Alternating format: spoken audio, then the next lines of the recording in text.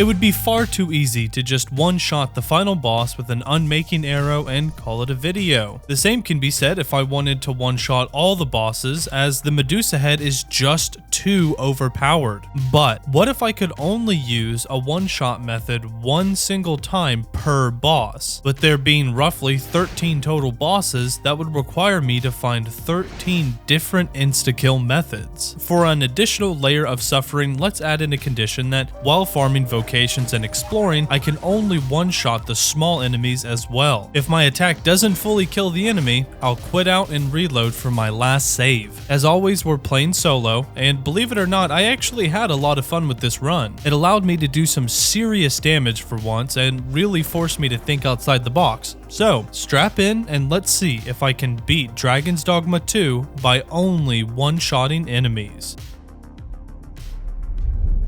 My adventure begins by creating my character. I'm getting sick of making them either a shredded furry or a goth mommy, so it's time to spice things up. I found a video on YouTube giving the exact sliders for handsome Squidward. Thank you to the artist, yes I said artist, who spent the time figuring out the sliders for this absolute unit. If you want to check out their video, the link is in the description. I have an idea. Really? What is it?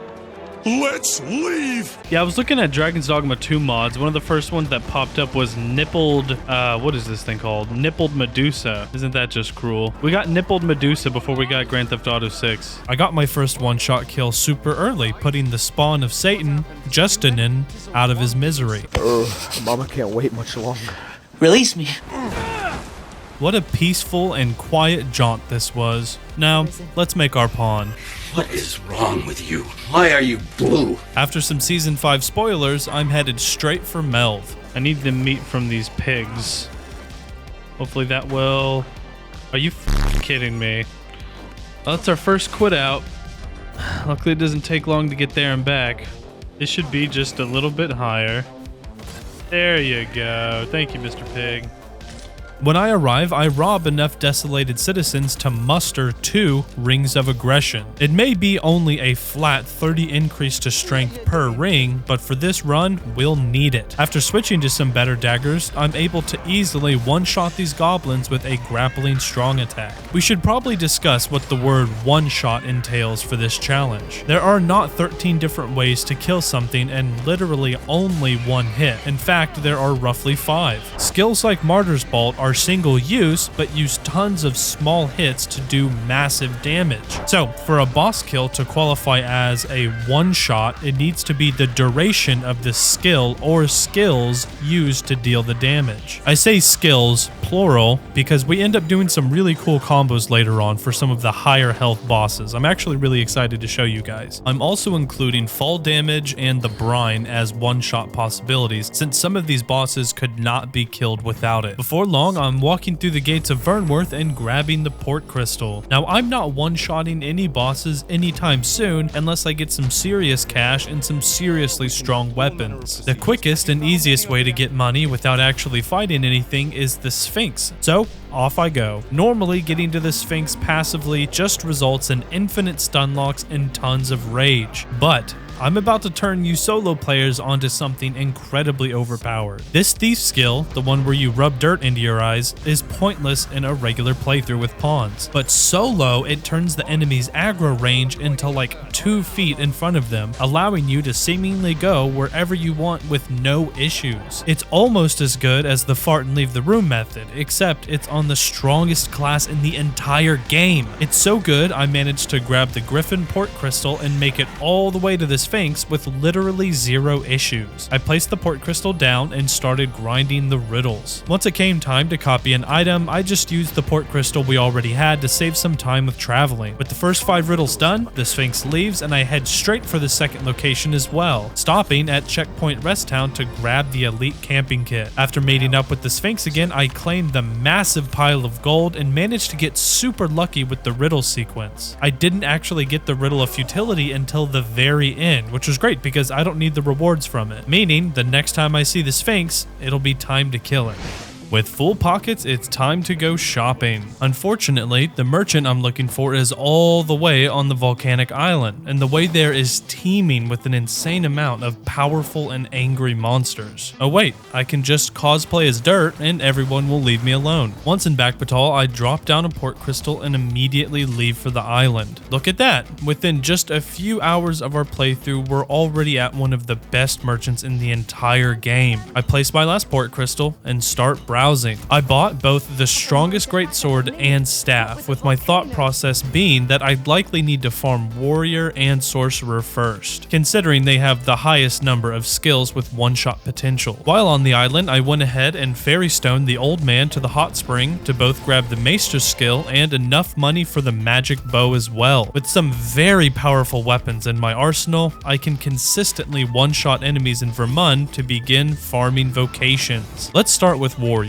I'm aiming to get Indomitable Lash for one of our first boss kills, but it doesn't unlock until vocation rank 7, which means it's time to start grinding goblins. A strong attack one-shots them easily enough, but not a light attack. Okay, that did not one-shot them. Saurians just have too much health, so if we run into one, we have to just go the other way. Somewhere around Vocation rank 4, I thought I might take a break to grab Arc of Might from Baron. This was single-handedly the biggest waste of time in the entire run, considering by the end of the run, I never even used Arc of Might. At first, I figured I would just give the man flowers until his affinity was high enough to give me the skill. Long story short, I had to complete his quest the hard way by watching him fight a Cyclops for over an hour before they finally get it low enough for me to kill in one hit. No, this boss kill does not count. Even though I killed it in one hit, it's not really a one shot unless it's at nearly full health. With the quest over, I can finally gift some flowers until he forks over that sweet skill that I'll literally never use. Back on task, I start farming my vocation again before realizing that I'd have to move to Backbatal to finish farming, as the discipline we're getting here is not cutting it. We did unlock Savage Lash earlier, and it's just enough damage to farm the hobgoblins outside of town. After hours and hours of farming, I unlocked the parry skill that, if timed correctly, does pretty decent damage.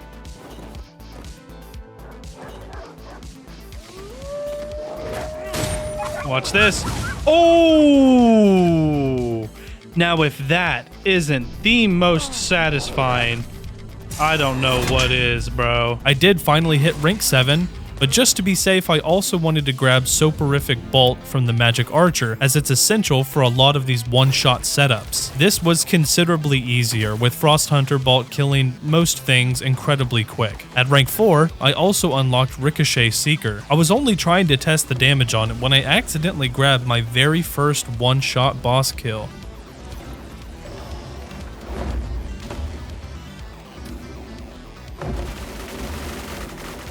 Here we go. Look at that.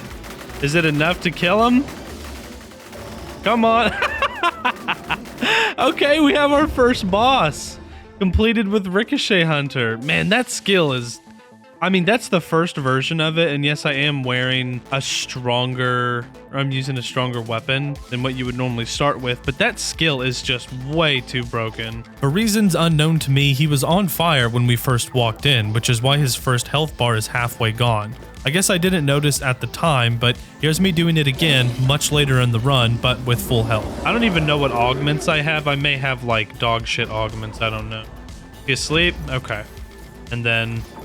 Actually, let's take Savagery Extract and charge up Ricochet Hunter. We'll hit him right in the dome with it to wake him up. There we go. And then, is that better? For anyone who wasn't happy with the first time, like, it's still going. he can have like 3 or 4 extra sets of health, and it wouldn't help him. This ability is really just so broken, but there it is. With the ogre complete, we now remove Ricochet Seeker from our options for one-shotting bosses. After getting the Warfare vocation, I finally have all the puzzle pieces needed for my next boss kill. With hours and hours of prep work, let's see if it finally pays off. Is that it? Yep. Okay. So, now we're going to switch to Thunder's Concord. All right, we're gonna walk over here. And we are going to charge. Yes! Oh, I am so glad that went according to plan. Oh, I don't think I could have handled it if that didn't work the first time. With the Medusa crossed off the list, we also get to hang on to its head for an easy one-shot later in the video. Of course, that also means I can no longer use Indomitable Lash to one-shot a different boss. I took a quick break to do all of Captain Brant's chores until he gives me another port crystal. With it, I can now head to the elf village and place it down for easy access. This area has two things that I need. The first is Heavenly Shot. It was easy enough to procure since you can just give this man a ton of flowers until he's beat red. The second is Elvish Smithing. If you didn't know, Elvish Smithing increases the magic damage and resistance of the gear that you choose to upgrade. I need these weapons pushing as much damage as humanly possible, so I grabbed the first upgrade on both my magic bow and staff. The staff needs white crystals before it can level up again, so let's try to kill it. I went back to the volcanic island and bought the best bow they had before leveling it 2 times with Batali Smithing and switching to the archer class. Surely this is enough to one-shot the white. I mean, it barely has any health. Unfortunately, this is where I realized Heavenly Shot doesn't do nearly as much damage as it should. If Heavenly Shot actually did holy damage, it would probably work, but no. Back to the drawing board. I got stuck on this for a while, trying a few different ideas before eventually finding myself on a Sheen Shots video. He had ranked all archer skills, with Erupting Shot being named the best. I don't know about you, but I had no clue the sheer power this skill was hiding, so huge shout out to him. If I could stack enough of these on the white, it just might be enough to kill it when they all detonate. Of course, I had to farm the class before actually unlocking the skill. After a few vocation increases, I was also able to get the augment that does 10% more damage to enemies who are not in battle stance. I don't know if a sleeping enemy is considered not in battle stance, but if it is, this augment just got a whole lot stronger. I finally unlocked Erupting Shot and took it for a test run. To ensure we're doing as much damage as possible, I even cooked a beast steak right before sleeping. I lined up my shot, and now I've got another problem. If one Erupting Shot hits another, it automatically detonates it, and this guy's hitbox is so small it doesn't give me much to work with. Somehow I noticed that by shooting the small hitbox just below his feet, it grabs the arrow and attaches it to a random place on his body,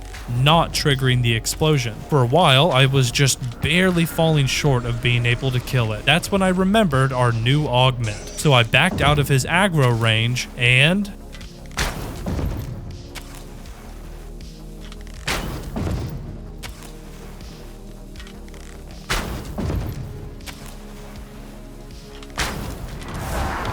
Oh my god, I did it.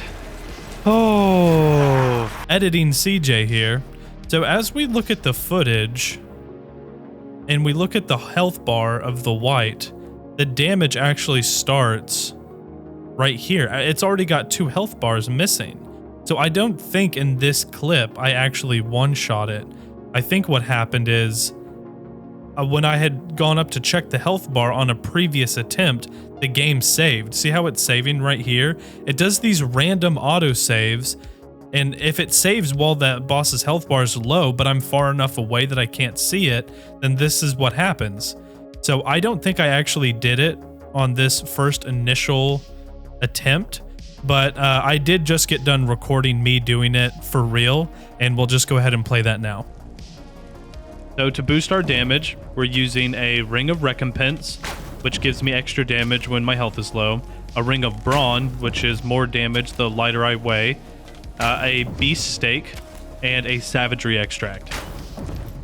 Oh my god, I think we got it. The 5th one. Yes! Is he dead? He's dead, right? He's dead! Okay. Okay, that was a one-shot.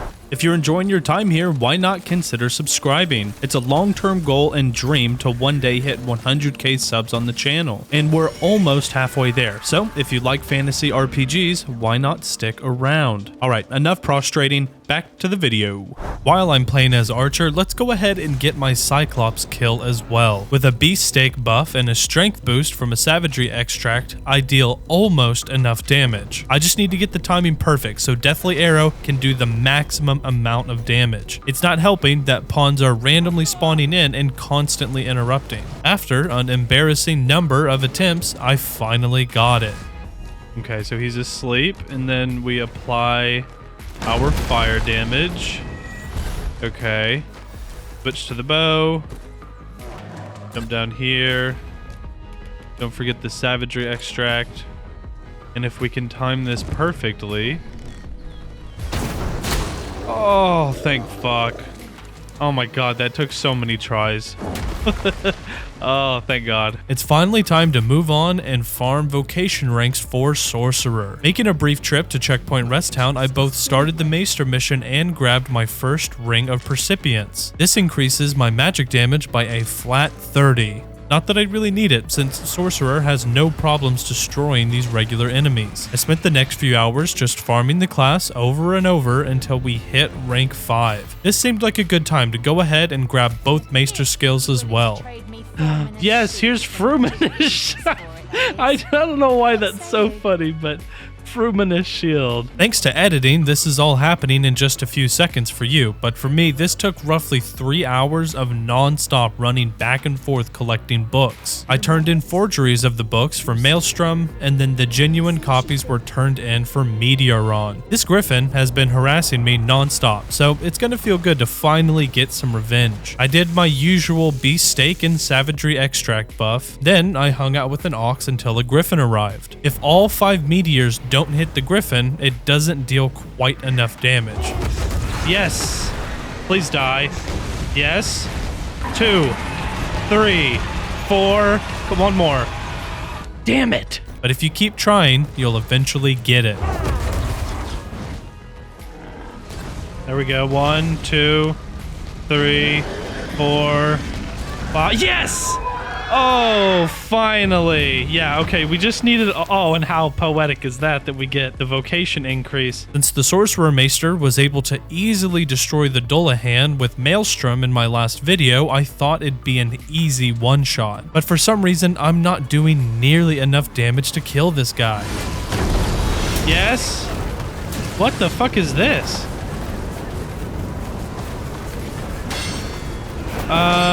That's not the damage that I thought it would be.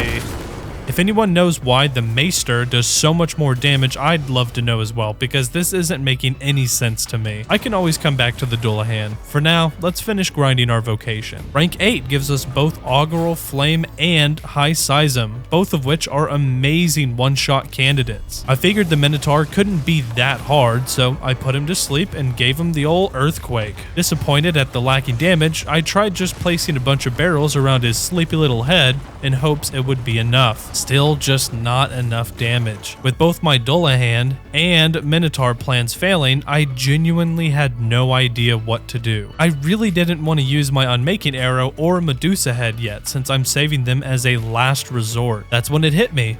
Maybe I could use Decanter. This seemingly pointless spell sucks an enemy for a bit of health before you're inevitably knocked on your ass. But if you could find a spot where an enemy can't stun you out of the skill, in theory it would continue to do damage indefinitely. I didn't have high hopes, but I took it back to the Minotaur and attempted to find a safe spot. It's working. Oh! Oh, I didn't think he could get up here. Damn. Okay, I gotta find a spot that he can't reach then.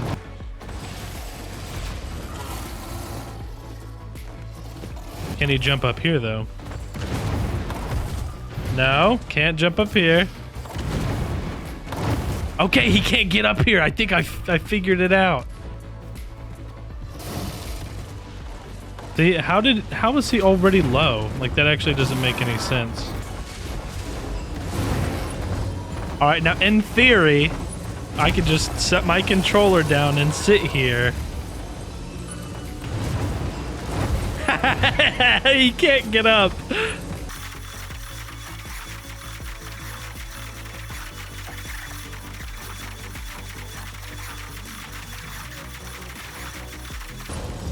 Come on. Yes.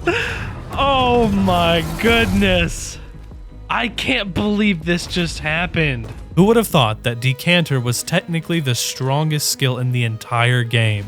The more you know. Next on the list was the Chimera. I tried just charging Augural Flame with Helm Splitter while wearing the Ring of Derision, but that wasn't nearly enough damage. I remembered that Drawn Quarter actually does very decent damage, so we'll try that instead. After buying the Frame blades and leveling them twice, I then proceeded to grind the Thief Vocation. I primarily just farmed Hobgoblins and Back Batal using this cool jump attack animation. Eventually, I found the Ring of Recompense, which gives us a strength buff when my health is low. A bit more grinding and I finally hit rank 8 for the skill I needed, and even leveled up the Frame blades to rank 3 using Batali Smithing. Draw and Quarter is a high damage skill that has your character plunge their weapon into an enemy and rip it back out, doing tons of little ticks of damage. It's not enough to kill the Chimera by itself, unfortunately, but all those instances of damage should be enough to also charge Augural Flame's explosion. Mixing the two skills together, I'm just barely lacking. I mean, look how close that is. The only thing I can think of is Dragon Forging both weapons to push that last bit of damage. Using the Plunder skill, I can sleep these drakes found around the world and farm enough crystals without having to actually kill them. Both weapons are finally maxed out, and after trying this thing over and over for hours and hours, I was about ready to throw in the towel if this didn't work. With the Ring of Brawn, Ring of Recompense, a Beast Stake buff, a Savagery Extract, and 2 Dragon Forged weapons, I gave it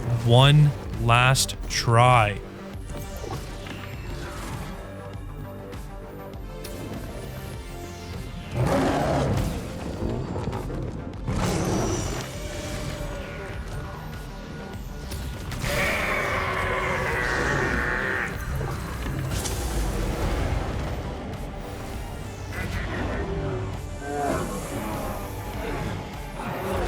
Please, man.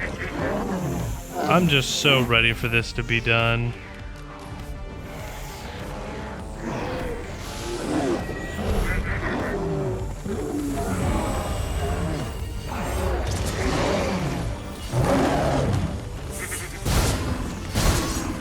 Oh, wow, that looks good. That looks good. Wrap it up. Wrap it up. Oh, oh my God. Oh, I can't begin to explain just the relief that I'm feeling right now. Guys, girls, I've been up. It's 2 a.m. in the morning, okay? And for some of you, you're like, oh, that's a fucking Friday night for me, brother. No, man, I go to bed at 10. Sometimes 9 when I'm feeling sad.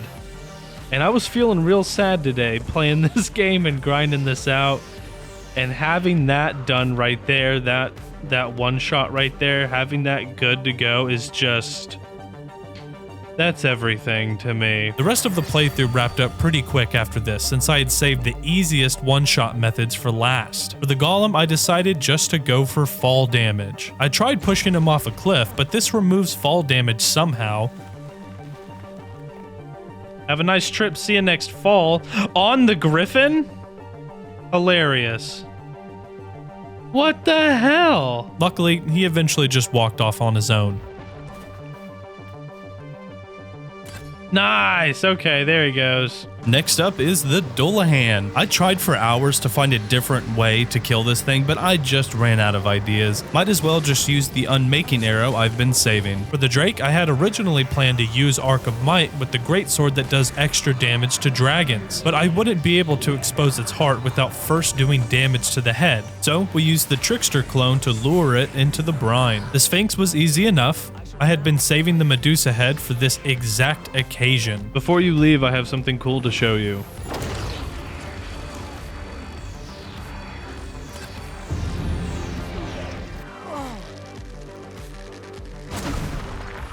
Grigori is next on our kill list, so let's wrap up the story. Talos doesn't have a boss health bar, so I didn't put him on the list, but it was pretty easy to just rip the shards out in one hit using Draw and Quarter. Of course, I Dragon Forged our magic bow first, not that we really need it. Then answer me this. Who?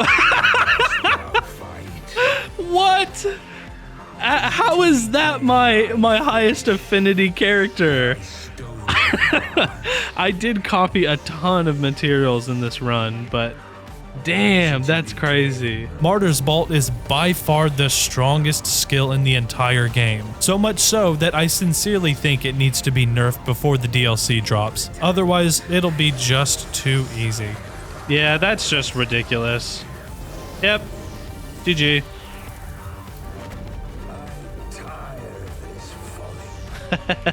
I have an idea. There we go.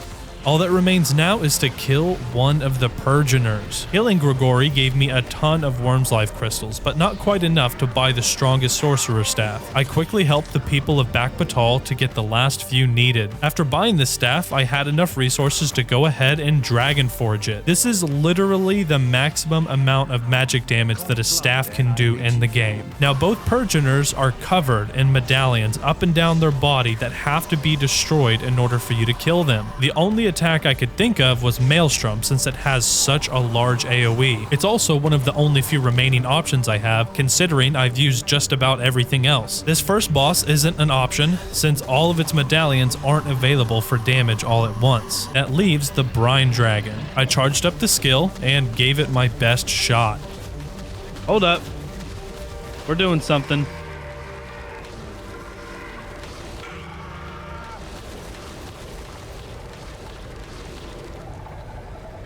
I mean, that was pretty good. That wasn't bad.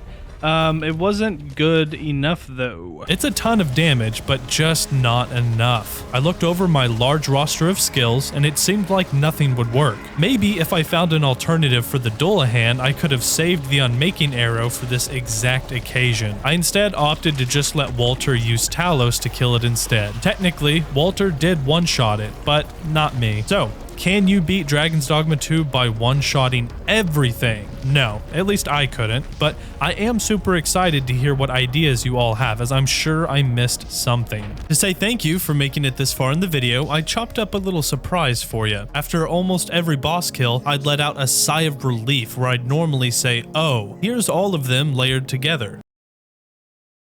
Oh!